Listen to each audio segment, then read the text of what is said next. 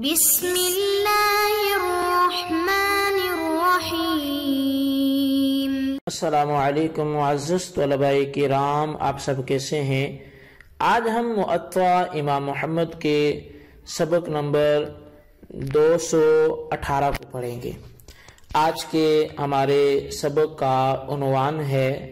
حاملہ عورت کی عدت۔ آج کے سبق میں ہم دو طرح سے گفتگو کریں گے۔ ایک تو یہ کہ حاملہ عورت کی عدت کیا ہے،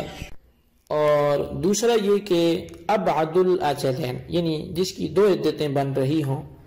تو اب دو عدتوں میں سے کس حوالے سے ان پر عدت کا حکم جاری ہوگا اور کون سی عدت عورت کو سپرد کی جائے گی، تو اس پر بھی ہمارا آج کا کلام ہونا ہے۔ تو بہرحال جی ہم بڑھتے ہیں آج کے سبق کی طرف، اس کی تفصیل کی طرف۔ اور چونکہ ہمارا گزشتہ جو باب تھا اس میں باقی جو کلام ہونا تھا وہ تو ہو چکا، آج جو ہمارا کلام ہونا ہے وہ اسی کے ضمن میں اس گفتگو پر ہونا ہے۔ تو ہم آج کی اپنی اس گفتگو کا باقاعدہ جو ہے وہ آغاز کرتے ہیں، تو اسی کو ہم دیکھتے ہوئے آگے بڑھیں گے۔ تو بہرحال جو حاملہ عورت ہے، تو اس حاملہ عورت کے حوالے سے یہ واضح ہے کہ جب کوئی عورت حاملہ ہے اور اس حالت میں اس کا شوہر اسے طلاق دے دیتا ہے، یعنی حمل کی حالت میں اس کا شوہر جو ہے وہ اس کو طلاق دیتا ہے، تو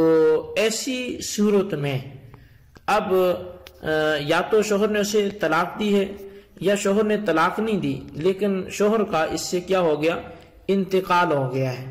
مطلب یہی ہوا کہ اس کو طلاق کے ہی معنی میں لے لیں کہ طلاق پڑ گئی، انتقال ہوئے کی بات ہے۔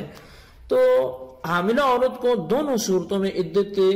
جو ہے وہ وضع حمل والی ماننی ہوگی اور اسی کو اس کو اپنانا ہوگا۔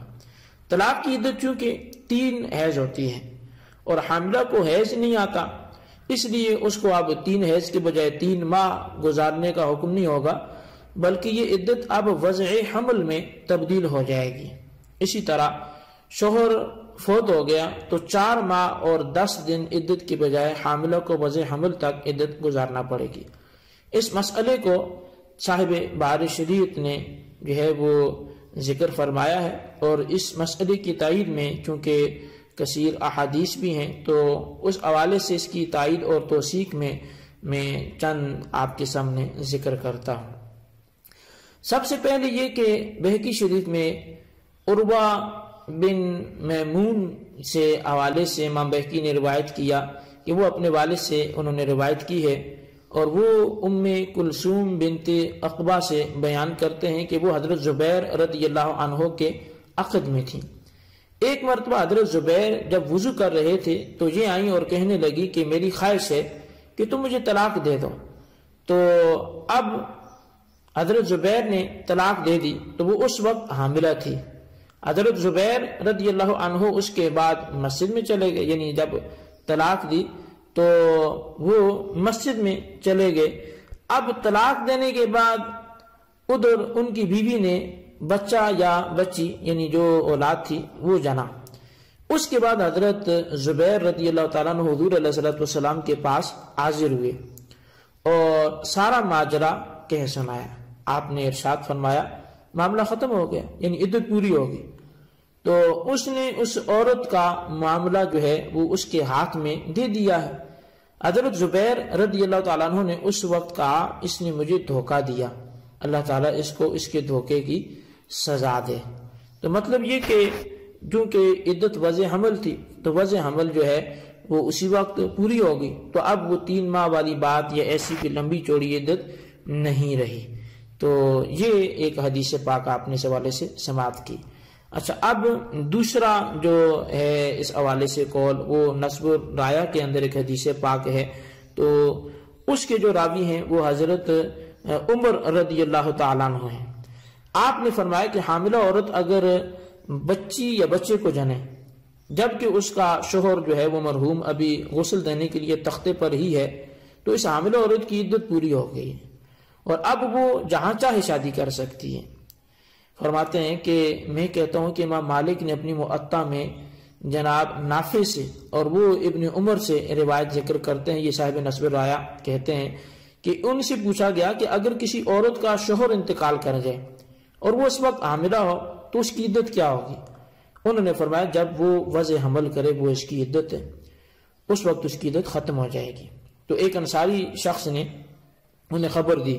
کہ حضرت عمر رضی اللہ تعالیٰ عنہ نے فرمایا اگر عورت بچہ بچی جن لیتی ہے، یعنی جو بھی اس کے حمل میں ہے، اور ادھر اس کا خاوند ابھی تختے پر غسل کے لیے رکھا ہوا ہے اور ابھی اس کو دفن نہیں کیا گیا، تو پھر بھی وہ عورت عدت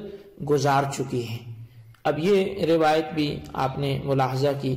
تو اسی طرح نصب الرایا کے اندر ہی حضرت عمر بن عبداللہ بن ارقم سے روایت بھی موجود ہے۔ تو مطلب اس طرح کی روایات جو ہیں وہ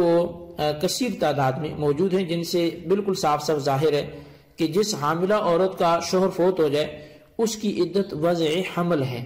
4 ماہ اور 10 دن پھر اس کی عدت نہیں ہے۔ 4 ماہ اور 10 دن اس عورت کی عدت ہوگی جو اپنے شوہر کے فوت ہوتے وقت حاملہ نہ ہو۔ اب بعض صحابہ کرام رضی اللہ عنہم سے اس بارے میں اختلاف منقول ہے، لیکن عبداللہ بن مسعود رضی اللہ عنہما دعویٰ کرتے ہیں کہ سورہ بقرہ کی آیت کے جس میں متوفی عنہا زوجہا کی عدت 4 ماہ اور 10 دن مذکور ہے، یہ آیت پہلے نازل ہوئی تھی،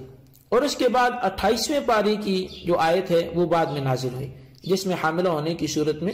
شوہر مر جانے پر وضع حمل کی عدت بیان کی گئی۔ تو مطلب یہ ہوا کہ اگر شوہر کی فوتگی کے وقت اس کی بیوی حاملہ نہیں تھی تو عدت 4 ماہ اور 10 دن ہوگی جو سورہ بقرہ کی آیت کا حکم ہے، اور اگر شوہر کے انتقال کے وقت بیوی حاملہ تھی تو سورہ طلاق 28ویں پارے کی آیت پر عمل ہوگا، لہٰذا اس کی جو عدت ہوگی پھر وہ وضع حمل ہوگی۔ تو یہ ایک فیصلہ کن اس میں بات ہے جو ہمیں ذہن میں رکھنی چاہیے کہ عدت وضع حمل والی ہوگی یا 4 ماہ 10 دن والی ہوگی جب شوہر فوت ہو جائے۔ اب دوسری بات یہاں پر یہ ہے کہ اب 2 عدتیں، یعنی جب 2 مختلف عدتیں جمع ہو جائیں تو طویل عدت پر عمل کرنے کے مسئلے کے حوالے سے، جسے ابعد الاجلین بھی بولتے ہیں، تو اس حوالے سے کیا صورتحال ہے، کیا مسئلہ ہے؟ تو اصل میں موت کی عدت جیسے 4 ماہ اور 10 دن ہے، اور اس کے مقابلے میں اگر طلاق بتہ یا مغلظہ کی عدت آ جائے تو اس صورت میں امام اعظم رضی اللہ تعالیٰ عنہ اور امام محمد رحمۃ اللہ علیہ، جن کو طرفین کہتے ہیں، یہ فرماتے ہیں کہ دونوں عدتیں اکٹھی شمار ہوں گی، اور جو ختم ہو جائے گی اس پر حلت کا دار و مدار نہیں ہوگا، بلکہ جو باقی ہے اس کے اختتام تک حرمت باقی رہے گی۔ مثال کے طور پر 4 ماہ اور 10 دن اور 3 حیض میں سے اگر 3 حیض پہلے ختم ہو گئے اور ابھی 4 ماہ 10 دن پورے نہیں ہوئے تو اب عدت 3 حیض ہوگی۔ ہاں اگر طلاق رجعی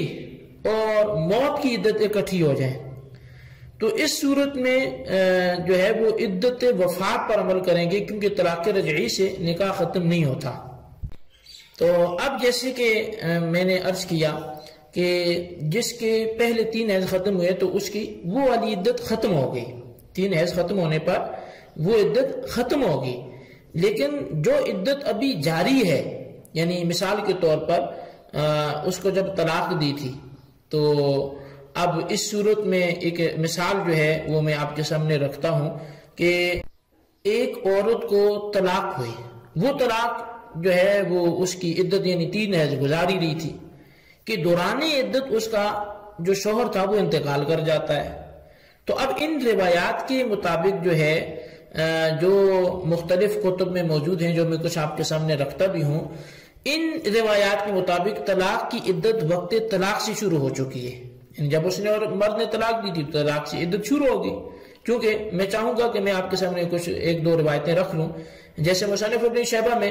حضرت نافع و حضرت عبداللہ بن عمر رضی اللہ تعالی عنہ سے روایت کرتے ہیں کہ قال عدتها من یوم طلقها ومن یوم يموت عنها، کہ حضرت عبداللہ بن عمر رضی اللہ تعالیٰ عنہ فرماتے ہیں کہ عورت کی عدت اس دن سے شروع ہو جاتی ہے جس دن اس کے شوہر نے اسے طلاق دی، اور اس دن سے جس دن وہ فوت ہو گیا۔ اسی طرح دوسری ایک روایت وہ حضرت ابن سیرین سے ہے، وہ فرماتے ہیں کہ غائب شوہر کی عدت